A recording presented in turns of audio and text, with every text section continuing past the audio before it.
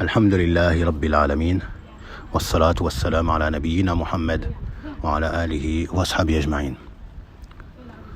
Donc on continue sur notre série dans la peau d'un pèlerin. Et Youssouf a quitté Médine en passant par le miqat de Dhul Hulayfa, où il s'est mis là-bas en état de sacralisation, en état d'ihram. À savoir qu'à partir de maintenant, il lui est interdit à Youssouf de se parfumer le corps ou les vêtements, que ce soit avec du parfum ou du savon parfumé ou de la crème parfumée. Il lui est interdit également de retirer quoi que ce soit comme poils ou cheveux, de se couper les ongles, d'avoir des rapports avec son épouse ou de contracter un contrat de mariage. Également, il ne lui est pas permis de porter des vêtements qui lui couvrent le corps, que ce soit un chapeau, une culotte, un slip, ou un boxeur, ou un pantalon, ou un t-shirt, ou un débardeur, ou même une veste. Il va se contenter de son rida et de son izar. Ces deux grands tissus, dont un il le porte en bas et l'autre il le porte en haut. Et il a commencé à prononcer la talbiya. Labbaik Allahumma labbaik. Oh Allah, me voici répondant à ton appel. Labbaika la sharika laka. Me voici répondant à ton appel, toi qui n'as pas d'associé. Innal hamda wa ni'mata laka wal mulk. Les louanges, également les bienfaits et la royauté t'appartiennent. La sharika laka, toi qui n'as pas d'associé. Cette talbiya qui était également prononcée par les associateurs de la Mecque, sauf que eux affirmaient un associé à Allah Azza wa Jal, comme Ibn Abbas le rapporte, radiyallahu anhuma. Il dit que les associateurs disaient Labbaik Allahumma labbaik, labbaik la sharika laka, illa sharika laka, tamlikuhu wa ma malaka. Donc tu n'as pas d'associé sauf un associé que tu possèdes, et tu possèdes également ce que lui possède. A'udhu billah. Donc le prophète sallallahu alayhi wa sallam a changé cette talbiya de shirkiya, cette talbiya d'associationnisme, en talbiya de tawhid, l'unicité d'Allah seul. La sharika laka, toi qui n'as point d'associé. Donc il va s'attonner à cette talbiya jusqu'à arriver à la Mecque. Et lorsqu'il va arriver à la mosquée sacrée de la Mecque et qu'il aura cessé la talbiya, eh bien, il va s'apprêter à rentrer dans la mosquée sacrée. Donc Youssouf pénètre dans la mosquée avec son pied droit, comme on le fait dans les lieux qui sont bons et purs. Et il entre et dit l'invocation qui se dit en entrant dans la mosquée. Bismillah, wassalatu wassalam ala rasulillahi. أعوذ بالله العظيم وبوجه الكريم وسلطان القديم من الشيطان الرجيم اللهم افتح لي أبواب رحمتك.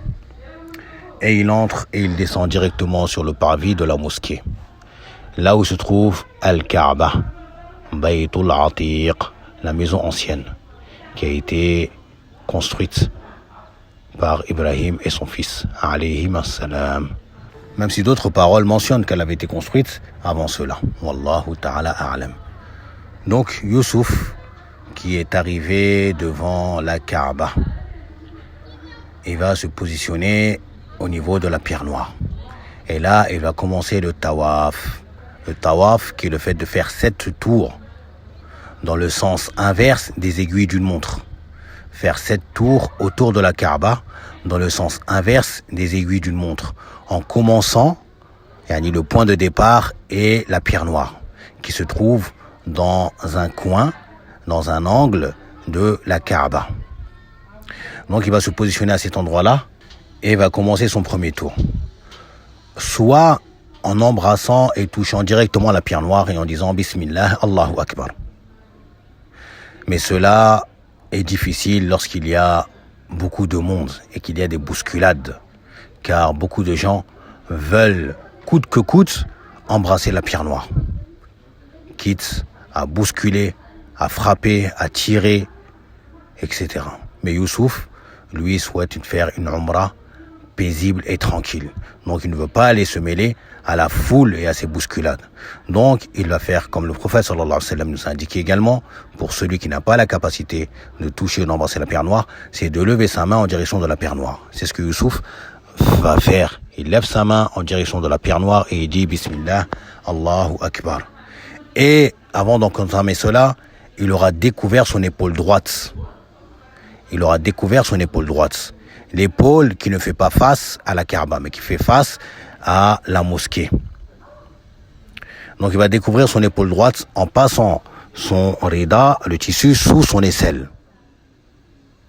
Et il va commencer les 3 premiers tours en pressant le pas, voire en trottinant. En pressant le pas, voire en trottinant. Et cela également est légiféré. Les 3 premiers tours seulement. Quant aux 4 derniers, il les fera en marchant. Et durant ces tours-là, il se doit de évoquer Allah Azza wa Jal, de l'invoquer, de lire du Coran pendant les 7 tours. Donc, il a découvert son épaule droite et il commence ses 3 premiers tours en trottinant. Juste avant d'arriver à la pierre noire, il y a le coin qui le précède qui s'appelle le coin yéménite, qui est face à la direction yéménite. En passant par ce coin yéménite, il est légiféré de mentionner le verset en invoquant, attention d'invoquer Allah Azza wa Jal, Rabbana atina fid dunya hasana wa fil akhirati hasana wa qina adhaban nar. Puis il arrive à la pierre noire et il refait comme il a fait au début, il lève sa main et il dit Bismillah Allahu Akbar. Et là il compte 1 tour, ça fait 1 tour. Et il repasse 2 tours, 3 tours. Donc là, il arrête de marcher vite et de trottiner et marche lentement jusqu'à arriver à faire 7 tours. Lorsqu'il aura fini cela, eh bien, il va se diriger vers Maqam Ibrahim, ce lieu où Ibrahim s'est tenu. C'est l'objet qu'on voit doré avec une vitre qui se trouve proche de la porte de la Kaaba. Eh bien, il y a à l'intérieur les empreintes de pied de Ibrahim. Youssouf va et jette un coup d'œil et voit l'empreinte de pied de Ibrahim alayhi salam qui s'est tenu à cet endroit-là. Et il va se positionner derrière si cela lui est possible. Si cela ne lui est pas possible car il y a des gens qui l'ont précédé, eh bien il va se mettre dans tout endroit dans la mosquée sacrée. Et il va prier 2 unités de prière. Avant cela, il aura mentionné le verset d'Allah puis s'est dirigé à cet endroit-là. Il va prier 2 unités de prière en lisant Al-Fatiha et Qul ya ayyuhal kafirun dans la première unité de prière. Puis Al-Fatiha et Qul huwallahu ahad dans la 2e unité de prière. Et une fois qu'il a fini ces 2 unités de prière, il va aller prendre un peu d'eau de Zamzam et il va en boire. Puis resaluer la pierre noire et se diriger directement vers les monticules Safa wal Marwa, qui sont 2 monticules qui se trouvent non loin de la Kaaba. Et il va se diriger directement vers le mont Safa, en mentionnant le verset où Allah il dit Inna as-Safa wal Marwata min sha'airillah faman hajja al-bayta aw i'tamara fala junaha alayhi an yattawafa bihima wa man tatawwa'a khayran fa inna Allaha shakirun alim. Et il va dire Abda'u bima bada Allahu bih, en disant je commence par ce par quoi Allah a commencé. Car dans le verset Allah a commencé par As-Safa en disant Inna as-Safa wal Marwa. Safa et Marwa font partie des rites sacrés d'Allah. Quiconque accomplit le pèlerinage ou la Umrah ne commet pas de péché en faisant le va-et-vient entre ces 2 monts. Cela car les polythéistes à l'époque du prophète sallam ne accomplissaient pas le va-et-vient entre Safa et Marwa et ne le reconnaissaient pas comme étant partie des rites de la Umrah ou du pèlerinage. Donc Youssouf est sur le mont As-Safa et il va dire l'invocation qu'il est à dire lorsqu'il est sur ce mont, à savoir Allahu Akbar, Allahu Akbar, Allahu Akbar, La ilaha illallah, wahdahu la sharika lah, له الملك وله الحمد يحيي ويميت وهو على كل شيء قدير لا إله إلا الله وحده لا شريك له أنجز وعده ونصر عبده وهزم الأحزاب وحده. Puis il va lever ses mains en se dirigeant vers la Qibla et il va faire des invocations. Il va invoquer Allah Azza wa Jal. Et il va faire cela à 3 reprises. Il va invoquer Allah, puis il va refaire cette invocation. Il va invoquer Allah, et refaire cette invocation, invoquer Allah, puis partir vers le mont de Marwa. Et entre Safa et Marwa, il y a des lumières vertes. Il y a des sortes de néons de couleur verte qu'on voit au plafond. Ils sont délimités également au sol. Il y a 2 traits. Donc, lorsqu'il va descendre du mont de Safa en direction du mont de Marwa, il va marcher. Et dès qu'il va atteindre la première ligne verte, où ces lumières vertes, les néons verts, dès qu'il va passer sous la première, eh bien, il va presser le pas. Il va courir même. Et cela, c'est livré pour les hommes. Les femmes ne courent pas. Donc, Youssouf se met à courir. Il se met à courir jusqu'à atteindre la 2e lumière verte et ensuite il marche et il atteint le mont de Marwa. Et il fait la même chose. Il fait l'invocation Allahu Akbar, Allahu Akbar, Allahu Akbar. Il invoque Allah, il fait cela 3 reprises. Puis il redescend et il fait cela de la même manière. Il avance, arrivé à la lumière verte, il se met à courir. Il court véritablement. Le prophète sallam, c'est ce qu'il a fait également. Il court véritablement jusqu'à la lumière d'après et ensuite il marche jusqu'à arriver au mont de Safa et il va faire cela à 7 reprises. De Safa jusqu'à Marwa, 1, de Marwa jusqu'à Safa, 2, et il va terminer le Sa'i qui s'appelle As-Sa'yu. Il va terminer cela arrivé au mont de Marwa. Et bien évidemment, durant les va-et-vient, il ne cesse d'invoquer Allah et de l'évoquer, de mentionner le Coran.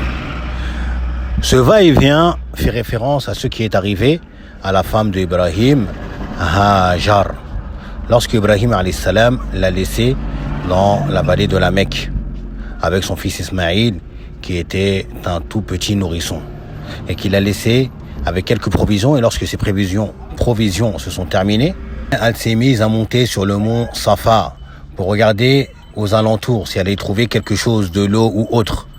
Puis elle descendait le mont Safa et elle courait un petit moment pour prendre son élan pour monter le mont de Marwa et pour faire la même chose. Et elle regardait si il y avait quelque chose aux alentours, un point d'eau ou quelque chose pour se nourrir, elle et son fils. Et elle a fait cela à 7 reprises avant que Allah n'envoie l'ange Jibril alayhi salam qui a frappé de son talon le sol et en a jailli la source d'eau de Zamzam. Donc c'est cela qui est représenté. Le Sa'yu fait référence à cela. Wallahu ta'ala a'lam. Donc après avoir terminé les va-et-vient entre Safa et Marwa, eh bien Youssouf se dirige vers le premier coiffeur qu'il trouve afin de se raser la tête. Et de là, il aura terminé sa Umrah.